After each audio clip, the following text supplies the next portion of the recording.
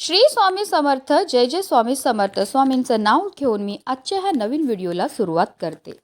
यंदा माघी गणेश जयंती 22 जानेवारी गुरुवारी येत आहे. या दिवशी गणपतीचा जन्मोत्सव साजरा होतो. या दिवशी केलेल्या पूजेमुळे घरात सुख समृद्धी येते. श्री गणेशाची आराधना केल्यानंतर प्रत्येक शुभ कार्याला सुरुवात होते. गणपती, विघ्नहर्ता, विनायक आणि एकदंत अशा वेगवेगळ्या नावाने श्री गणेशाला ओळखले जाते. त्यात गणेशाचे आगमन प्रत्येकाच्या घरोघरी होणार असून भाविक त्याची आतुरतेने वाट पाहत आहेत. हिंदू पंचांगानुसार गणेश जयंती दरवर्षी माघ महिन्यातील शुक्ल पक्षाच्या चतुर्थी तिथीला साजरी केली जाते. माघ महिन्यातील ही गणेश जयंती माघ विनायक चतुर्थी किंवा गणेश जयंती किंवा तिलकुंद चतुर्थी म्हणून ओळखली जाते. भाद्रपद महिन्यातील चतुर्थी ही मुख्य गणेश चतुर्थी असते, तर माघ महिन्यातील चतुर्थी ही माघी गणेश जयंती म्हणून साजरी केली जाते. या दिवशी गणपतीचा जन्म झाला म्हणून याला गणेश जयंती म्हणतात. गणपती हा विघ्नहर्ता असल्याने या दिवशी त्यांची पूजा केल्याने सर्व संकट दूर होतात आणि जीवनात सुख समृद्धी येते. या दिवशी गणपतीची विधिवत पूजा, आराधना आणि व्रत केले जाते, ज्यामुळे मनोकामना पूर्ण होतात. भाद्रपद चतुर्थीला मोदकाचा नैवेद्य असतो, तर माघी गणेश जयंतीला तिळाच्या लाडवाचा नैवेद्य हा गणपती बाप्पांना दाखवला जातो. माघी गणेश जयंतीला वरद चतुर्थी किंवा तिलकुंद चतुर्थी असं म्हटलं जातं. पौराणिक कथेनुसार याच दिवशी भगवान गणेशाने नरांतक राक्षसाचा वध करण्यासाठी कश्यपांच्या कुटुंबात विनायक नावाने अवतार घेतला होता. भाद्रपद चतुर्थीला गणपती पाहुणा म्हणून येतो, तर माघ चतुर्थीला त्यांचा वाढदिवस साजरा केला जातो. या दिवशी गणपतीचे तत्व पृथ्वीवर नेहमीच्या तुलनेत 1000 पटीने जास्त कार्यरत असतात. आणि म्हणूनच माघी गणेश जयंतीच्या दिवशी आपल्याला पूजा तर करायची, सेवा तर करायची, पण त्याचबरोबर काही प्रभावी उपाय सुद्धा करायचे आहेत. आणि म्हणूनच माघी गणेश जयंतीच्या दिवशी तुम्ही व्रत नाही केलं तरीही चालेल, पण करा 21 तांदळाचा अत्यंत प्रभावी उपाय. हा उपाय केल्यामुळे आपली कितीही कठीणातील कठीण इच्छाही साक्षात गणपती बाप्पा पूर्ण करणार. त्यांच्या कृपेने आपल्या घराची, आपल्या मुलांची, आपल्या पतीची भरभरून अशी प्रगती होणार आहे. तर हा 21 तांदळाचा उपाय आपल्याला कसा करायचा आहे, कोणत्या वेळेत करायचा आहे, त्याबद्दल सविस्तर आणि महत्त्वाची अशी माहिती मी तुम्हाला या व्हिडिओमध्ये देणार आहे. तर व्हिडिओ पूर्ण पहा. आणि जर तुम्ही माझ्या चॅनलवर नवीन असतील तर चॅनलला सबस्क्राईब करा आणि शेजारी बेल आयकॉनसुद्धा प्रेस करा, जेणेकरून तुम्हाला माझ्या नवनवीन व्हिडिओचं नोटिफिकेशन हे मिळत राहील आणि तुम्ही एक पण व्हिडिओ मिस करणार नाही. कमेंटमध्ये गणपती बाप्पा मोरया लिहायला विसरू नका.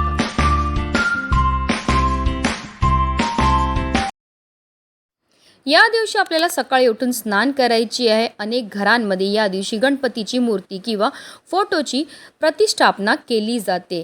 नैवेद्य बाप्पांना अर्पण केला जातो. बाप्पांना मोदक अतिशय प्रिय आहेत. मात्र माघी गणेश जयंतीला तिळाचे विशेष महत्त्व आहे.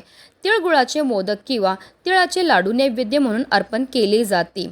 या दिवशी आपल्याला आवर्जून गणपती अथर्व शीर्षमचं पठण करायचं किंवा संकटनाशक स्तोत्राचं पठण करायचं. यामुळे आपल्या घरामध्ये सुख समृद्धी येते.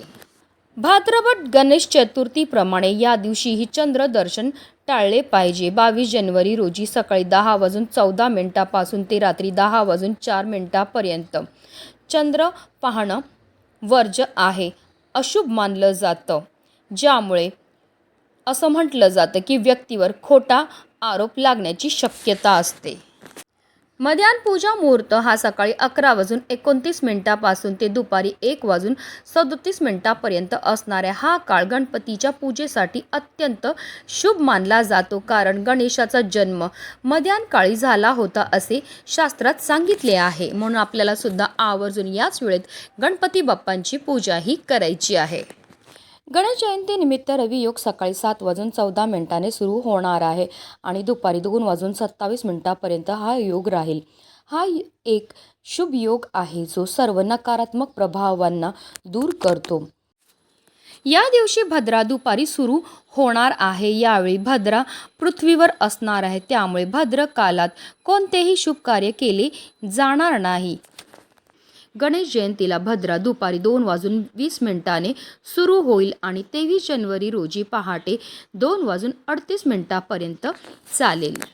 आता हा उपाय आपल्याला कधी करायचा, तर हा उपाय आपण गणेश जयंतीच्या दिवशी अगदी सकाळपासून संध्याकाळपर्यंत कधीही करू शकतात. हा उपाय करायच्या अगोदर सर्वप्रथम आपल्याला गणपती बाप्पांसमोर दिवा हा प्रज्वलित करून घ्यायचा आहे. कारण कोणतीही सेवा किंवा कोणताही उपाय जर आपण अग्नीच्या साक्षीने केला तर त्यामध्ये आपल्याला निश्चितच सफलताही प्राप्त होत असते. धूप दीप अगरबत्ती लावून आपल्याला वातावरण प्रसन्न करून घ्यायचं आणि त्यानंतर आपल्याला हा उपाय जो आहे तो करायचा. हा उपाय करण्याकरता आपल्याला 21 तांदळाचे दाणे हे घ्यायचे. जे तांदूळ आपण घेणार आहे ते व्यवस्थित पाहून घ्यायचे. ते अखंड असावे, कुठेही तुटलेले फुटलेले किंवा खराब झालेले नसावे. आता एक प्लेट घ्या. प्लेटवर हे 21 तांदळाचे दाणे आपल्याला ठेवायचे आणि या तांदळाच्या दाण्यावर आपल्याला थोडीशी हळद आणि कुंकू टाकायचे आणि त्यांना थोडंसं लाल पिवळं करून घ्यायचं. अर्थात काय, तर आपल्याला अक्षदा ह्या तयार करून घ्यायच्या आहेत. आता आपल्याला देवघरामध्ये आसन घेऊन बसायचं आहे. ह्या 21 अक्षदा ज्या आहेत त्या आपल्या उजव्या हातामध्ये घ्यायच्या आहेत आणि आपल्याला तिथेच बसून काही सेवा ह्या करायच्या आहेत. आपल्याला एक माळ म्हणजे 108 वेळा ओम गणगणपतये नमः या मंत्राचा जप करायचा. त्याचबरोबर आपल्याला 3 वेळा गणपती अथर्व शीर्षमचं पठण सुद्धा करायचं. जेव्हा आपण गणपती अथर्व शीर्षमचं पठण करणार आहेत तेव्हा आवर्जून आपल्या मुलांना सुद्धा आपल्या बाजूला बसवायचं. त्यांनी श्रवण केलं तरीसुद्धा त्यांना त्याचा खूपच लाभ प्राप्त होणार आहे. 3 वेळा गणपती अथर्व शीर्षमचं पठण करून झाल्यानंतर आपल्याला 1 वेळा फलश्रुतीचं पठण सुद्धा करायचं. फलश्रुतीचं पठण केल्यामुळे आपल्याला केलेल्या सेवेचं अतिशीघ्र फळ हे प्राप्त होत असतं. त्याचबरोबर आपल्याला 3 वेळा गणपती स्तोत्राचं पठण सुद्धा करायचं आहे.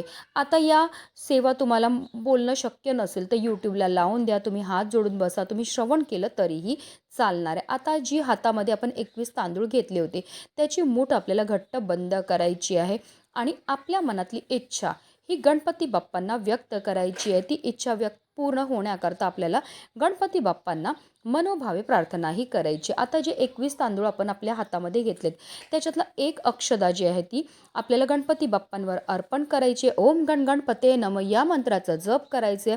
आपल्या मनातली इच्छा बोलून गणपती बाप्पांवर ती अक्षदा अर्पण करायची. अशा रीतीने आपल्याला 21 वेळा मंत्राचा जप करायचा. 21 वेळा आपली इच्छा बोलून हे 21 तांदूळ जे ते आपल्याला गणपती बाप्पांवर अर्पण करायचे. अशा ह्या अक्षदा गणपती बाप्पांना अर्पण केल्याने सुख, समृद्धी, धन लाभ होतो. आपल्या जीवनामध्ये जे अडथळे असतात ते दूर होतात आणि सर्व मनोकामना पूर्ण होतात.